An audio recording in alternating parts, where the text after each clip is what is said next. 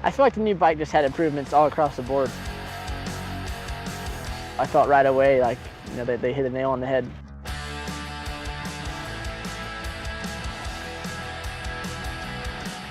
This year, just right out of the box, is just an awesome bike, and feels great in all the areas of the track.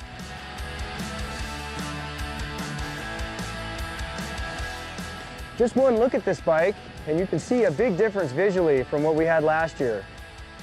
We have a revised Showa front fork that's been optimized for better control and balance under all settings. Right when I went out, I noticed that I could, turn off of anything. My main thing, though, was the corners. I couldn't believe how well it turned. You can see one of the biggest visual differences is the frame design. We've added a similar frame design to the CRF250R with a lower head tube mounting area, which actually lowers the weight and allows to get the weight down in the lower CG area of the frame. And when you're going through a corner and all that, it's a very centered feel, and you can actually feel the bike gripping. You can see that the lower shock body has now been lowered down to increase that center of gravity and allows the rider to be able to feel and whip the bike.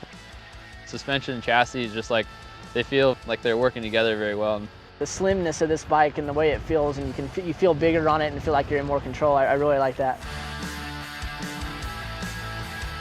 Just like the 2013 CRF250R, we've incorporated the twin muffler design. These mufflers are very short and compact, and they allow to move the weight very far forward and very low down. Coming off of jumps, it feels very flickable. I think they did a good job with weight distribution this year. The most noticeable difference is the bottom end hit we get out of it, which I think is due to the dual pipes. Also, we've added a brand new swing arm design. It's contoured and it's been optimized for rigidity and balance and improve the balance of the overall handling of the machine. Okay, so now moving on to the heart of this bike, let's talk about the engine. It gets a brand new cylinder head design with revised port shape. It gets an all-new high compression piston, and it gets a dual stage fuel injection. And what dual stage means is that the first stage of injection actually shoots fuel to cool the combustion area before the second fuel discharge is optimized for cooling efficiency. So I can feel right away with the new injector, all new cylinder work, I feel like they did their homework well. It's not all about one performance attribute of this model. It's about everything. We've come up with a total package for you to be the best racer you can and win races. They went from an already proven bike to an even better bike.